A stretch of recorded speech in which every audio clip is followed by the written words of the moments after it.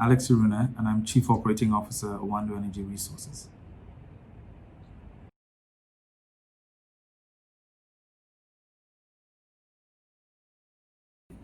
I think when you look at diversification, we need to be very careful. Um, Diversification of the economy can only be hinged on a facilitator.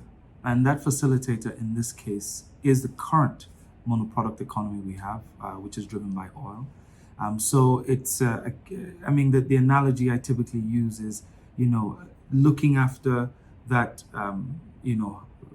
hen or goose that lays that golden egg, right?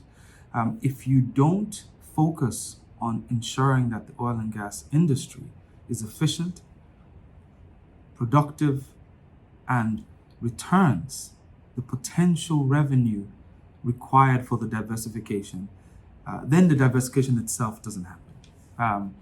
The opportunities that lie in diversification, first and foremost, we can look directly at the other industries that we hitherto had relatively large contributions to the world in general. I'm talking about agriculture, for example.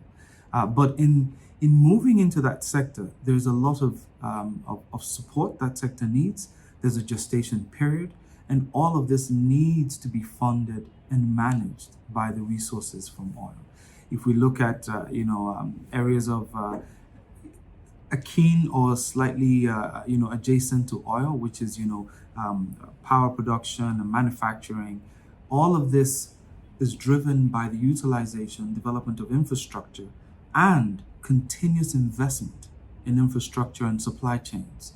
That would only come again from the investments that go into oil, the returns from that, and the repurposing of that cash into the economy. So when we speak about diversification, it's critical that we understand that for Nigeria, diversification means first and foremost enhancing the value from the oil and gas industry and the oil and gas sector to catapult and act as a lever for creating the diversification that's needed.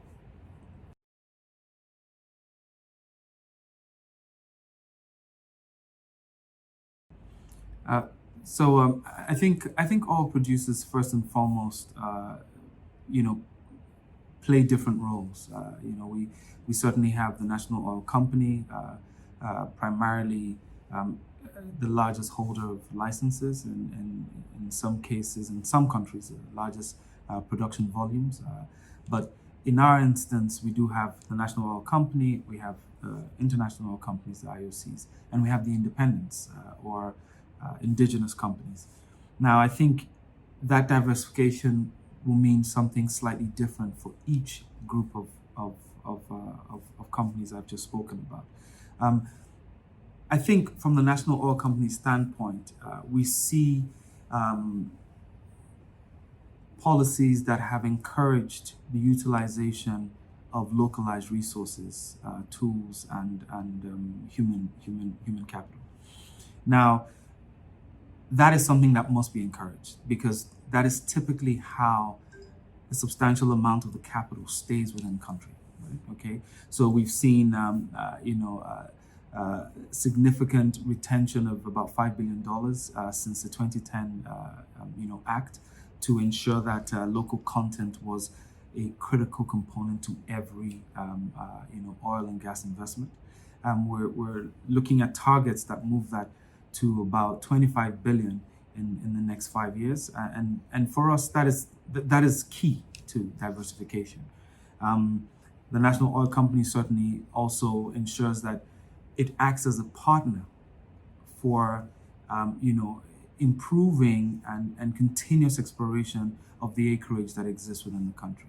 The IOCs certainly have a huge part to play.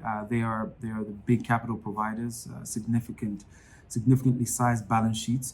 They're able to take on large investment, huge risk, and largely we understand that in developing, especially the more risky, further out, so the deeper offshore plays on the continent and in Nigeria, they play a critical role. And that investment and skill transfer is also required for diversification. Again, for diversification, we're speaking about retention of a lot of that value that is created through the industry. And of course, you have the indigenous players like ourselves, Oando. And for us, diversification is, again, understanding that as we learn and become better at the activity or the ambition of oil and gas exploration, we also grow and are able to take on some of these large scale projects. Across the board, I think there is certainly a perspective of cleaner energy. There's certainly a perspective of renewable energy.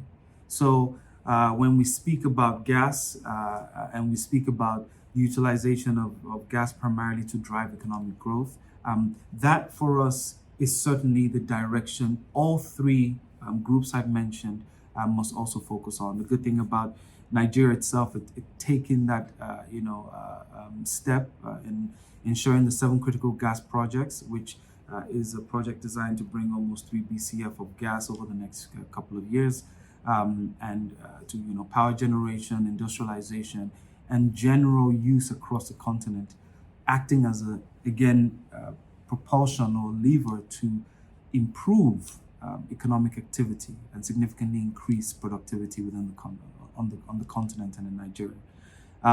But renewable energy is a tricky one because whilst we understand the urgency, we also have a development agenda.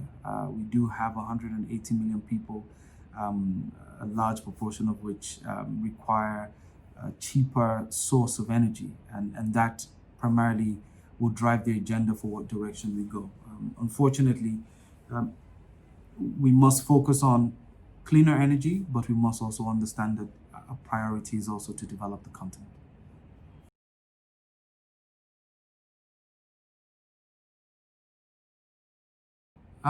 I think for indigenous oil and gas companies, in enhancing the value they provide currently, would be to first and foremost understand the role they play. We currently contribute to about just under 20% of the production within the country. We believe that the government is certainly focused now on creating opportunities for more indigenous companies to come on board and certainly get involved in oil and gas exploration and production. So we see that number growing significantly. Across the entire value chain, indigenous companies are certainly more active in the downstream. But again, we're starting to see that shift between the midstream and the upstream of more companies coming. And again, this points directly to the policies that are being driven by the federal government at the moment. In creating additional value and enhancing the value we produce or we bring to the economy, there certainly is a conversation as to what does the output that we create, where does it go? Whether it's the oil we extract from the ground, where is it sold? How is it utilized? Is it refined? Or indeed the gas we produce, who are the off-takers? And the employment we provide for people, what do they go on to do with the value they gain from that? And I want to tell you a quick story about what we've done at Oando. And if you look at the history of the company, we've come from being major downstream players to the largest transporter of gas besides the federal government in the midstream, and then now into the upstream, also ventured into the upstream services. Now, when we had the company, Oando Gas and Power, we built over 250 kilometers of gas infrastructure, right? This is pipelines crisscrossing the Niger Delta as well as the economic hub of the country, Lagos. We were able to push gas to utilization and enhance, manufacturing, value addition. Hitherto, these companies would have utilized diesel to drive their manufacturing processes, and we're talking about large-scale manufacturers, Nigerian breweries, the Coca-Colas of this world. They were able to shift off that onto gas that was piped to their factories, and this pipeline extended, and forms a circle around the industrial, zone in Lagos. Now, for me, that is certainly one way in which we can, create additional value and lever up the economy to be more productive and certainly improve the financial outcomes and sustainability of those companies. Certainly, I would say that that is one way that you can, as an indigenous company, look to drive the value created inwards to accelerate growth and improve the fortunes of Nigerians and Nigerian companies.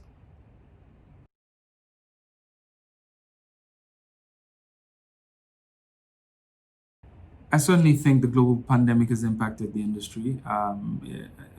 It will be it will be hard to focus on diversification as a country when the single source of your livelihood has been cut by what seems to be the budget revision is looking at about a 50 to 70% adjustment.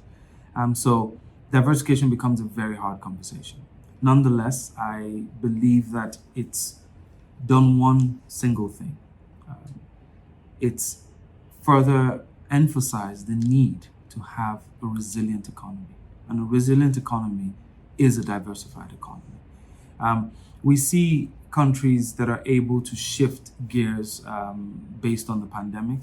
There certainly has been a significant increase in the production of PPEs, non-pharmaceutical intervention materials, whether it be masks, hand sanitizers, and the likes. Now, the reality is economies can shift between products when you have a downturn of this nature.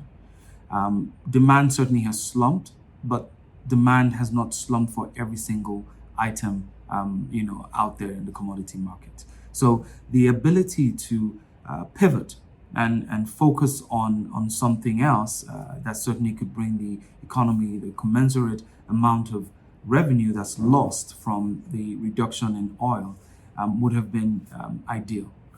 We're not there, but I think certainly the pandemic has highlighted the fact that we must get there. And how do we get there? I did mention earlier on the focus on the oil and gas industry to then give us the affordability to diversify. But we must also look at the things that are happening at the moment. We see the government pushing for a marginal field bid round at the moment, which is looking at 57 fields in a basket, and independent and indigenous companies are looking to certainly get involved in that and bid for these assets.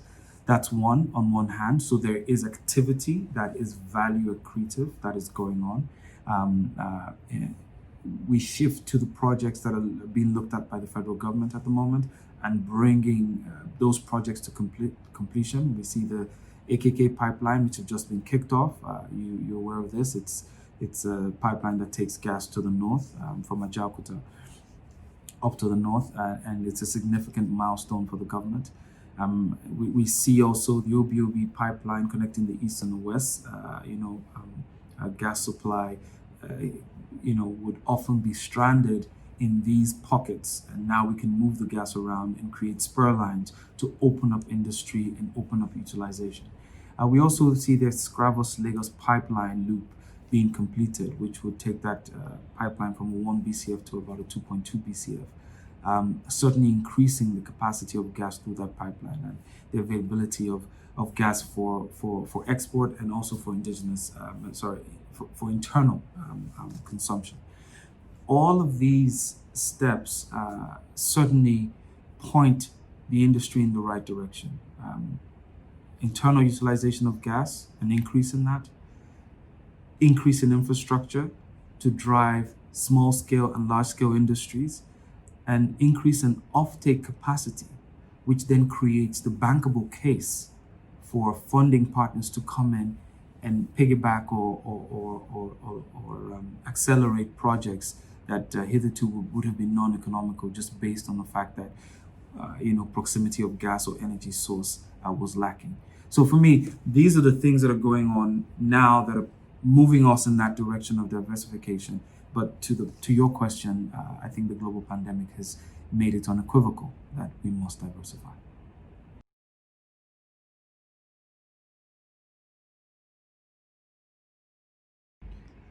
I think one of the things that COVID has done is really exposed the weaknesses across not just the healthcare but every segment of the economy. Oil and gas being no exception. As smaller players or independents, we tend to get a disproportionate size of the impact just due to the size of the companies or our companies. Now, in looking at the current situation, there certainly is the first thing to go to, which is a conversation around costs. How do you manage currently the costs that were planned prior to the pandemic taking hold and reducing demand significantly to the point where we see the softer oil prices that we have today, and that needs to be viewed seriously. I think that element of cost must look rigorously at your capex programs and even your operating costs to see where you could potentially be a bit more efficient, and that efficiency would largely come from whether contract negotiations. It will largely come from collaborations and supply chain efficiency improvements, right? Okay, and a large part of the savings will certainly come on the capex side. If there were any planned drillings or additional work required, well work that requires significant amount of capital. So that's the first part. I think the second part is then looking at your workforce and your working habits and seeing how we can become more nimble and more agile. I think COVID has forced us to all leap into the digital revolution forcefully. I think 90% or 99% of interaction today is virtual. With people and economies easing and slowly sort of going back into business, we're seeing face-to-face meetings being adopted, but they seem to be on a needs basis. So we've isolated already a significant amount of communication meetings, group meetings, team meetings, operations meetings, which otherwise would have happened through a physical engagement, and a lot of these are happening via digital platforms. So that certainly would create efficiencies, but then that efficiency, what do you utilize the savings from that for? And I think that's critical, and I will come back to that. There's also the conversation around being a significant part of the solution. Whilst you might be an oil and gas company, there is certainly, in fortifying your brand and fortifying your company, at this time of need when everyone is required to step forward, this must be a period in which indigenous, international oil and gas company, national oil company steps forward to support the fight against COVID. And you've seen that happen with almost $50 million committed by the NNPC and partners, including ourselves, to pushing the relevant infrastructure, PPE and non-pharmaceutical intervention measure tools, as well as the learning and the education through the entire country, all 36 states. And this has been highly commendable in my opinion, and certainly made the difference. When I look at Oando as a company individually, we've done two critical things. The first is, as soon as the pandemic started, we pulled together a group of digital experts, I will call them analysts, data scientists, to look at this data that was coming from the global data repositories, and understand, more importantly, how we could navigate this pandemic and share that knowledge with the relevant parties. We've done that. We created a data science team which looks frequently at the pandemic data and understands its movement locally, and it moves from its first, second, third, fourth, almost the seventh or eighth generation. Now, we've seen the disease basically go into all segments of the country and strata, and we understand to a great degree where we are from an opening and easing perspective. This we utilize to guide our own decisions, whether to bring employees back to work or not, but also advise the relevant bodies that require this advice. And on the other side, as a group of individuals, we set up an initiative called TAP, which is the aggregator platform. And the idea is that the humans of Oando, this is the employees, nothing to do with the company, just the employees have come together and made a commitment to eradicate hunger across the country, one state at a time. TAP is an aggregator platform. You can visit the website. It's taptoreachall.org, and it basically allows us connect the donors with the boots on the ground. Prior to the pandemic, we know there are people and organizations that reach out to the less privileged, and all of these registered organizations have been vetted, and we've made a pool of them, and we form partnerships, and we also able to reach through our own efforts as well as partnerships to get funds in, which we then trickle down to these execution partners who are able to now then deliver the much needed aid that's required. Now, after COVID, we will still have a significant amount of people, as about 45%, close to 50% of the population below the poverty line. So this is something that's needed in the long term. And let's not forget, feeding people can't be the end all. The Oando Foundation takes over and is able to educate people in a holistic manner. And I'm sure you've heard of the foundation and the work they've done over the last, probably about 12 years, where we've looked at taking primary school education to a different level, just by intervening, adopting schools, providing the required and necessary tools from teacher training all the way to infrastructure to drive the performance of those schools and ensure that kids are able to stay in education for the foreseeable future. It is fact that if you engage in education at a very young age, you tend to stay in it longer than when you engage in it at a much later time in your life. So these are the things I think companies can do. First and foremost, understanding your cost structure and dealing with that cost, understanding how to manage your internal operations and optimizing those operations and the nuances around those, and of course making an impact. I think when you do that, inherently you give yourself not only a license to operate, but you enhance the community around you and elevate the lives of everyone around you.